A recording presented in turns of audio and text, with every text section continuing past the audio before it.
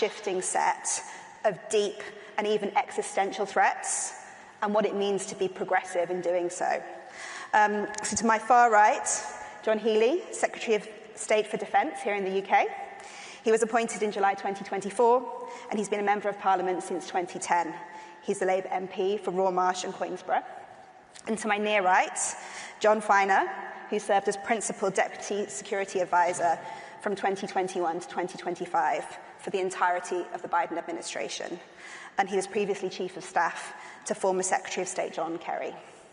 So, first, hard power. There's been a major uptick in the use of hard power around the globe.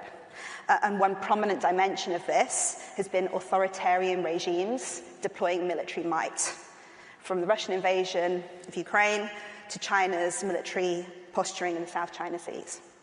So what's the right response to this? How do democracies combat these escalations? What role does defence cooperation play, and in what forms? Secretary of State. Thank you, Laura. First of all, I'm really pleased we've got this Labour Together conference. I'm so pleased we've got so many centre-left political leaders and thinkers here. This has been territory that the left has been on the defensive about, typically.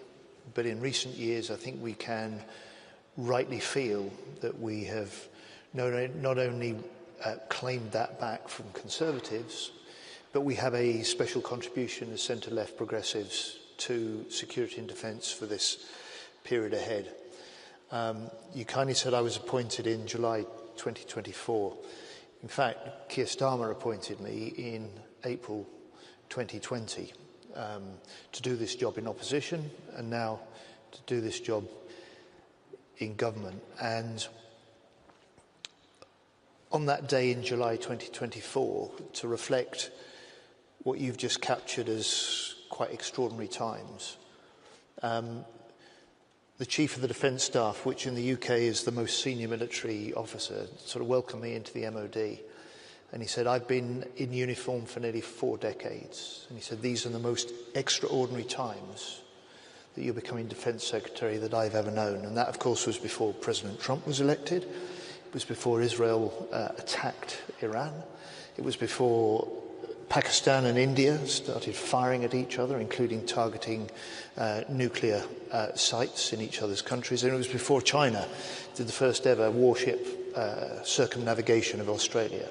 So these really are extraordinary times. And I would argue that we're centre-left parties, fortunate enough to be progressives in government.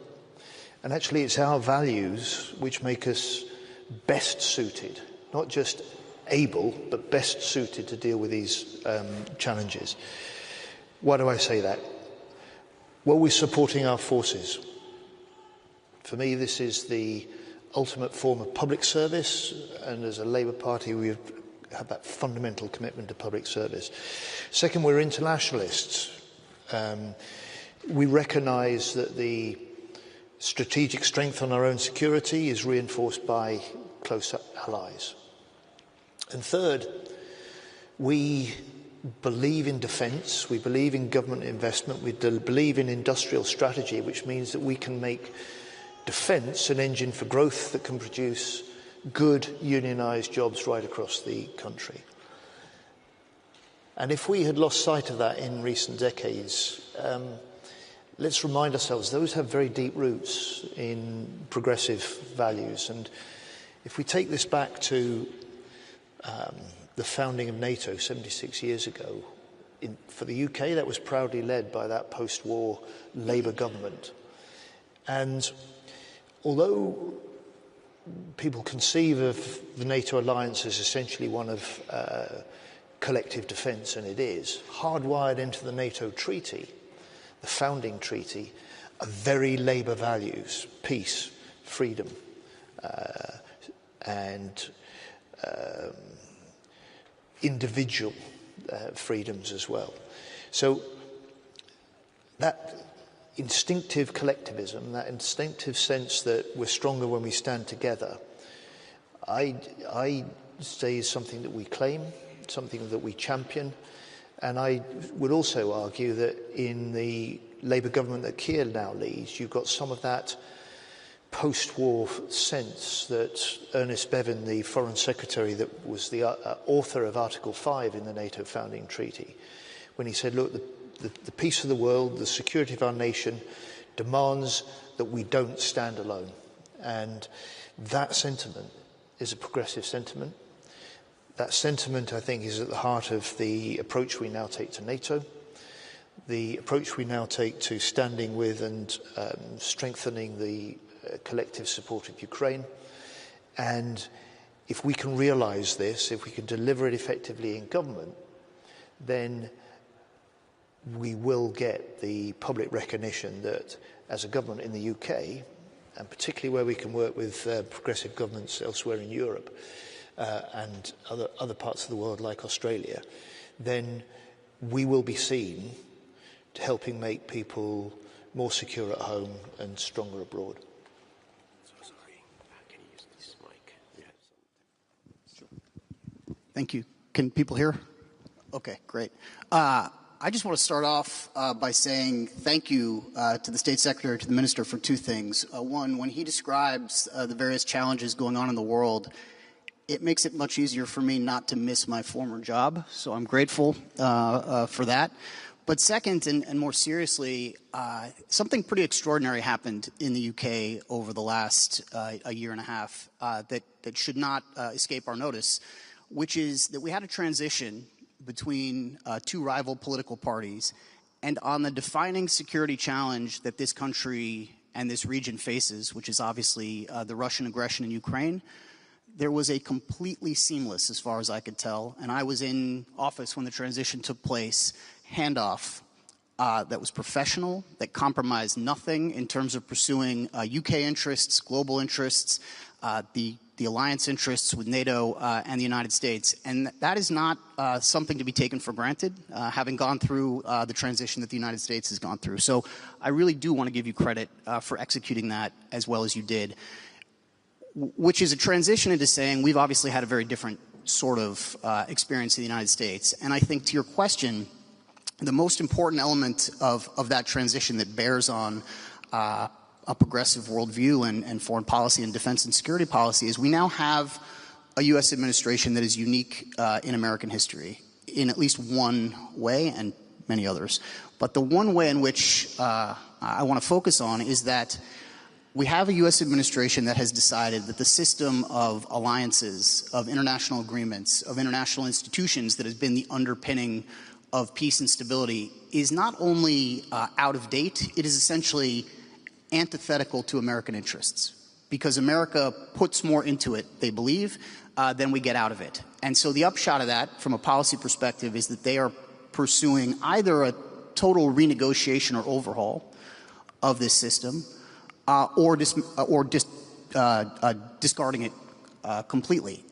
And that, we have never had that. We've never had that in a Republican administration. We've certainly never had that in a Democratic administration.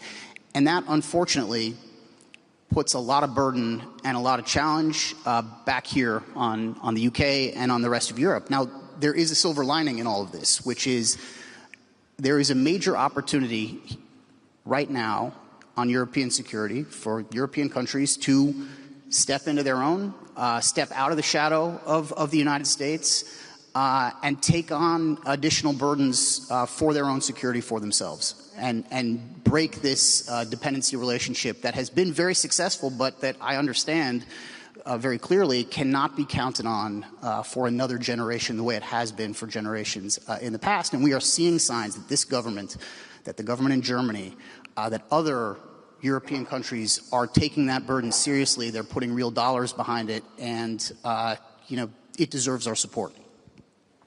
Thank you. I'm gonna maybe. Okay, that sounds better. So as we've heard repeatedly across this summit, publics across the countries represented here are fed up. They want real positive change in their lives. They want better healthcare, skills, investments to support jobs, growth, the green transition. And in this context, NATO allies have now agreed to spend 5% of GDP across core defence and supplementary security. How do you believe they can square the circle? How do you balance these priorities fiscally, but also politically?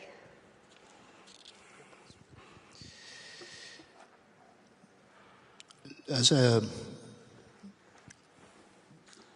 politician, you don't get to talk about schools or health or green energy for the public unless you can provide the basic confidence that as a wannabe or as a government, you can do two things. And these are traditionally the Achilles heels, political Achilles heels of the centre-left and the progressives. One is you can manage the economy and the public finances, and secondly, you can keep the country safe.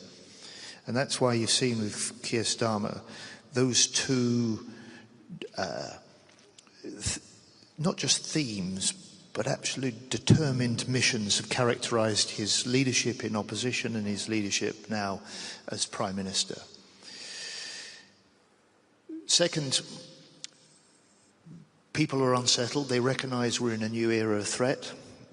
They do recognise that that demands a new era for defence, as we set out in our Strategic Defence Review report we published in June. That sense of insecurity is, yes, it's certainly reinforced by what we talked before, the collective support, the alliances, NATO. But if we are going to increase defence spending, and having made that an historic commitment in many people's books, we're now a government that is increasing defence spending over the next 10 years by a bigger amount and in a more sustained way than any time since the end of the Cold War. There has to be a dividend from that spend, because there are consequences elsewhere. And so you will have heard me talk about the dividend of increased defence investment measured in jobs, good jobs right across the UK. And so, yes, we've got to demonstrate we can spend well, that we can reinforce our armed forces so we are more ready to fight in order to deter. But we've also got to make defence an engine for growth. We've got to win the sort of investment into this country, the export deals that will allow us to increase the number of jobs. So since we came into government, for instance, the investment that we put into the Barrow shipyard has led to more than 1,000 extra jobs in Barrow. The biggest ever export deal with Norway that we won about 3 weeks ago, £10 billion pumped into the UK economy to build warships. That will secure over 4,000 jobs for the next 15 years. And these are good jobs. They pay on average 15,000 more than average manufacturing jobs in the defence sector. These are often unionised jobs, so they're secure jobs. These are the jobs and the way of showing working people that big commitment to defence, the big commitment to defence investment brings a benefit right across the country. And for me, for a Chancellor, a Labour Chancellor and a Labour government that is concerned not just to boost levels of economic growth in this country, but to make sure that's spread fully across the UK. In defence, we have one of the principal engines of that growth, because 70% of the defence jobs are outside London and the South East. The only thing I'd add, because I agree with everything that was just said, is that in addition to this kind of investment-minded way to both conduct defense policy but also message defense policy, for progressives, I think, is to talk about the need to both do more and also for reform in the defense sector. And I'll give just one example from our lived experience in the last administration that was candidly just quite jarring and even shocking to those of us who are working on it, which is after Russia in early 2022 launched yet another massive invasion into Ukraine, we, and actually in the run-up to that event, went around the world and went into our own stockpiles of munitions and other inputs to collect all of the material we thought the Ukrainians would need to fight that war. And we gathered it up and we bought stuff where we didn't have it ourselves, and we transferred it, and it turned out that none of that was anywhere near enough for the scope and scale of a war, frankly, that maybe it was a failure of imagination. Not many people had envisioned happening on the continent of Europe again. And so we turned to our industry, to our defense industrial base, and we said, okay, here's a big opportunity for you. We need more stuff.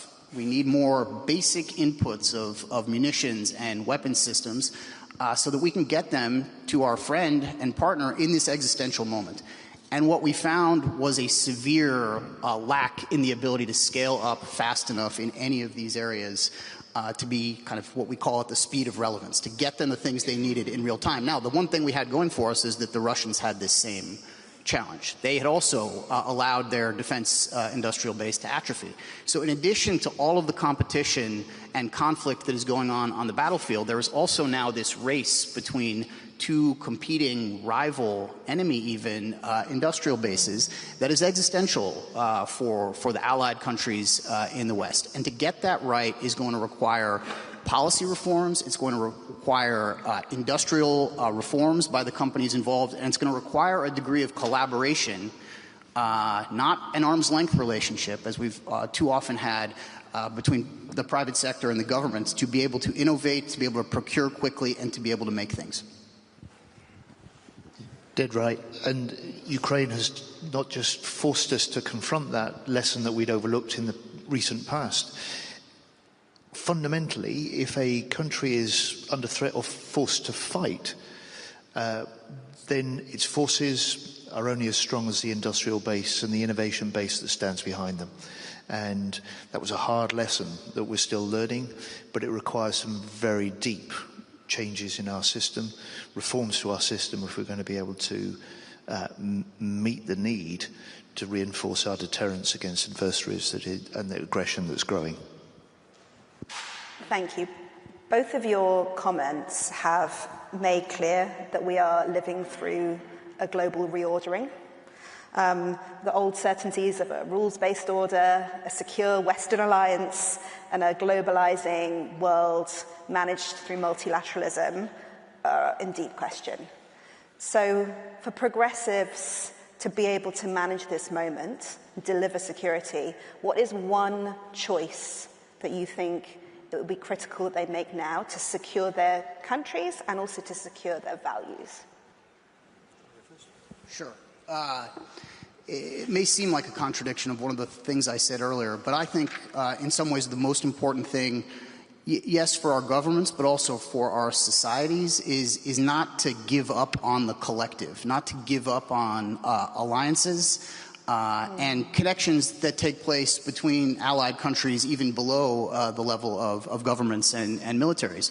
We are stronger than any of our adversaries as long as we can work together. And it sounds trite and almost like a political slogan, but if you look at the GDP of the countries that are allied, if you look at the industrial strength of the countries that are traditional allies, yes, of course, compared to Russia, but also even compared to what the United States now certainly considers to be our greatest competitor, near peer competitor in the world, China, that competition looks a lot better if the United States is standing side by side with our partners and allies in the region and in this region. And I think it looks better to those countries as well. And this is a moment where that system is being tested as never before.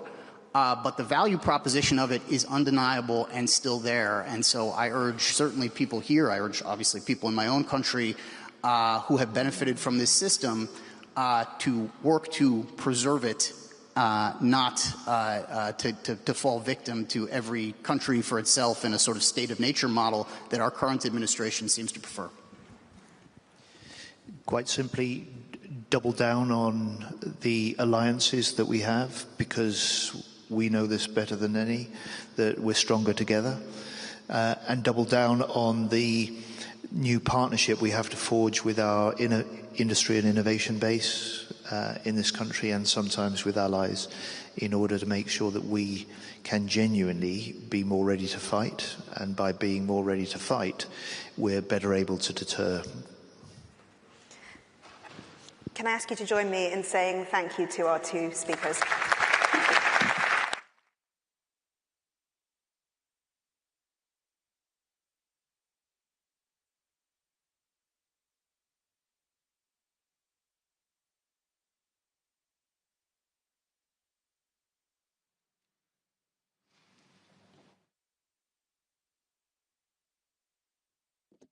And now we've got our first